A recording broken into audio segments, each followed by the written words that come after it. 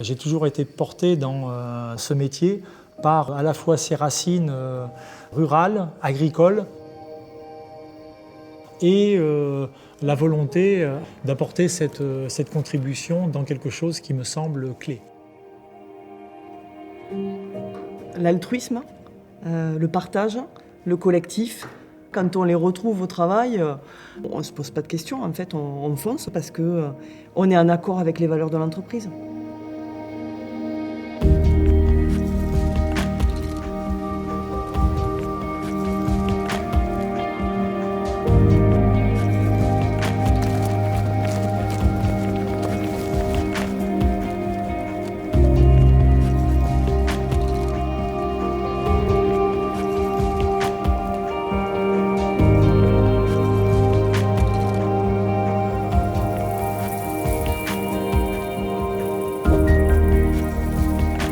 Nos agriculteurs aujourd'hui sont sous très forte pression. Revenu agricole des céréaliers l'année dernière, c'est 6 000 € par an par agriculteur en moyenne. C'est un demi-SMIC. Donc là, il y a quand même un sujet qui est crucial. On ne transformera pas l'agriculture en ne donnant pas plus de moyens aux agriculteurs. Je crois qu'on est tous consommateurs et citoyens, donc il y a cette conscience sociale et puis environnementale. Et c'est possible.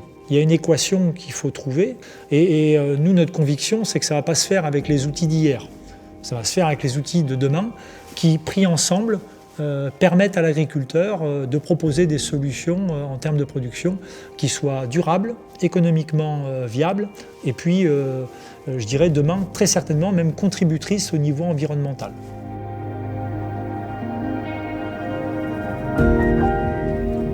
L'idée, c'est de se dire on a sans doute investigué beaucoup de choses. Aujourd'hui, on se replace plus dans comment on peut utiliser ces ressources naturelles et pas qu'on se cantonne à un domaine agricole. Il ne faut pas se donner de limites dans cette exploration du champ des possibles parce que je pense qu'il n'y en a pas. Voilà.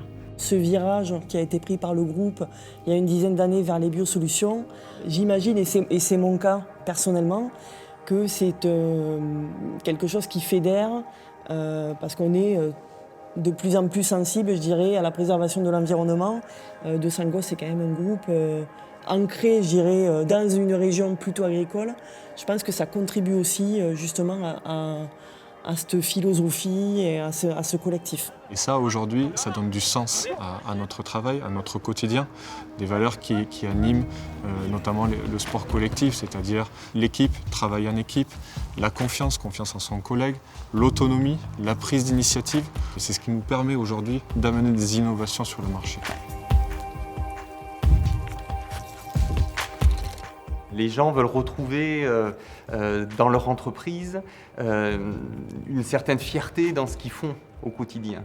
Veulent être sûrs que ce qu'ils font, c'est bien.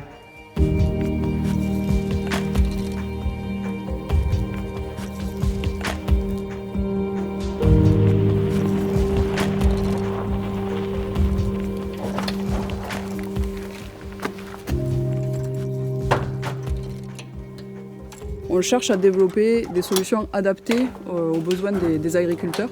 Alors ça peut être des solutions typiquement des produits, mais également tout ce qui va être service ou tous les outils qui vont permettre aux agriculteurs d'appliquer et de s'inscrire dans une agriculture positive et durable.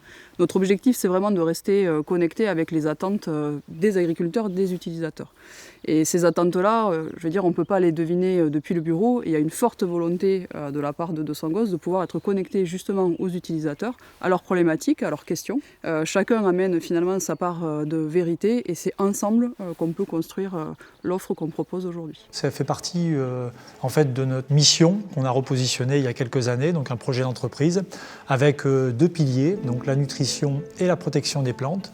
Mais dans ces 2 piliers, on a décidé en fait de proposer des systèmes alternatifs en agriculture avec la nutrition des plantes comme base, ce qui semble pour nous le premier pilier, et ensuite la protection des plantes, mais avec des solutions naturelles. c'est vraiment d'accompagner la transformation des filières agricoles. Donc quand on dit ça, ça veut dire d'abord s'adresser au niveau du client final aux agriculteurs, et puis ensuite évidemment on va aussi s'adresser aux distributeurs, coopératives et négociants, et puis on va aussi s'adresser évidemment à la filière, parce que la destination des produits des agriculteurs, c'est ce qu'on a dans nos assiettes, les fruits, les légumes, les céréales. Donc en fait, c'est cet ensemble de chaînes où De Sangos intervient en proposant ces solutions alternatives. Je pense que la meilleure façon de pouvoir motiver une majorité de personnes, c'est déjà d'être dans la didactique, c'est-à-dire d'expliquer les choses posément. Sur notre gamme Antilimace, nous avons une gamme 100% biosolutions. Quand on veut porter ces gammes-là sur le marché, ça demande beaucoup de pédagogie, d'explication, d'accompagnement. Et on vient en appui, notamment en réalisant des démonstrations au champ, mais aussi des formations en salle ou des e-formations. Donc on utilise une panoplie d'outils pour faire évoluer les pratiques des agriculteurs et tourner les agriculteurs vers les biosolutions. Bon, on avait à peu près la même lignée, c'est-à-dire essayer de s'améliorer au mieux et dans le sens du vivant, quoi. Moins pénaliser toute la vie du sol, quoi. Est-ce que j'ai des limaces dans ma parcelle? Est-ce que je dois traiter? L'objectif pour nous aujourd'hui, c'est vraiment d'amener des outils qui permettent à l'agriculteur de faire ses choix par rapport à son contexte de production. Et au final, donc, voilà, intégrer des notions de rentabilité, de compétitivité pour les exploitations agricoles. Mieux conduire nos cultures, quoi. Si ces solutions ne sont pas pratico-pratiques ou envisageables ou qu'elles ne leur donnent pas le résultat escompté, on peut comprendre leur réticence. Thierry, rappelle-moi où est le sud ici. Ah, là tu vois le soleil? Allez.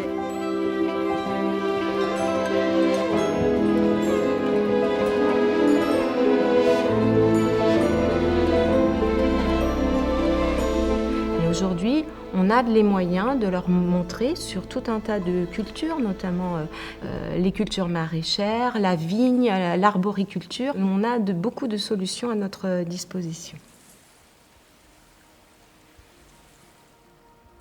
On ne peut pas d'un côté croire dans cette transition sur l'agroécologie et puis ne pas être ambitieux au niveau de Sangos alors que c'est notre positionnement stratégique. Là, le projet d'entreprise il s'est installé définitivement sur les biosolutions, donc des solutions naturelles.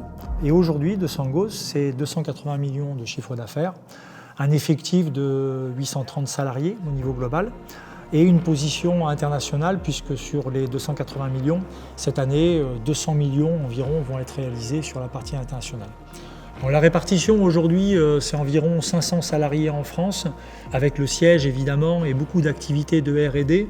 Donc le reste des équipes sur le Brésil avec une centaine de collègues, aux États-Unis 100 collaborateurs, autant en Espagne. En 2009, le chiffre international était de 20 millions, il est aujourd'hui de près de 200, donc c'est environ une multiplication par 10 de l'activité internationale en une dizaine d'années. Donc on est sur des croissances qui sont maintenant assez bien installées. On se projette à plus de 400 millions d'euros sur notre plan à 5 ans, mais ça représente, je pense, quelque chose de tout à fait à la fois ambitieux mais raisonnable par rapport aux attentes de transformation de l'agriculture. Elle est fortement impulsée par la société civile notamment, mais pas que. Les agriculteurs aussi ont envie de faire évoluer leurs pratiques. La transition écologique, elle passe par l'agronomie, elle passe par différents leviers, tout en limitant, en réduisant l'impact sur l'environnement.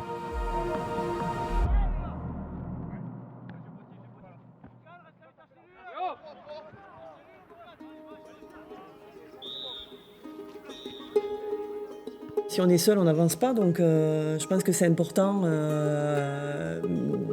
du coup d'avoir des relations avec ses collègues qui soient franches, honnêtes, mais dans la confiance, et c'est comme ça qu'on arrive à avoir un collectif, créer du lien entre les gens et fédérer. En 1989, c'est la date à laquelle l'entreprise a été rachetée par ses salariés. On a fait ce qui à l'époque s'appelait un RES, rachat d'entreprise par les salariés. Et à cette année-là, donc 83 salariés de l'époque ont racheté 51% du capital de l'entreprise. Et c'est encore une fois aussi un message sur le fait de donner, d'augmenter en tout cas, le pouvoir que peuvent avoir les collaborateurs dans les différents choix que vont effectuer l'entreprise. Aujourd'hui, les salariés détiennent 75% du capital. Chez De Sangos, la prime d'intéressement qui peut être réinvestie dans les actions de l'entreprise, elle est égalitaire. quelle que soit sa fonction, on touche la même. Donc ça, c'est quand même un des fondamentaux de l'actionnat salarié, et ça a développé ces valeurs de collectif quand même, ces valeurs aussi de délégation, d'autonomie. On a tous une espèce de mission entrepreneuriale. Même encore aujourd'hui, après 4 mois de recul, ce qui est très peu, on se sent attendu, écouté, protégé. Au-delà de nos biosolutions, on n'a pas que ça en tête non plus, on a en tête comment est-ce que l'entreprise peut contribuer positivement dans le tissu local.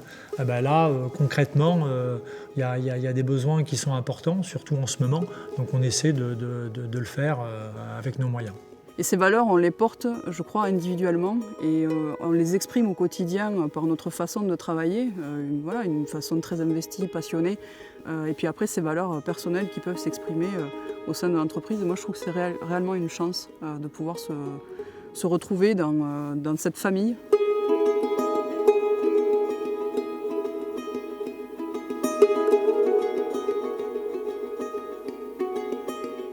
J'essaie modestement d'imprimer à l'entreprise une notion d'énergie, de mouvement.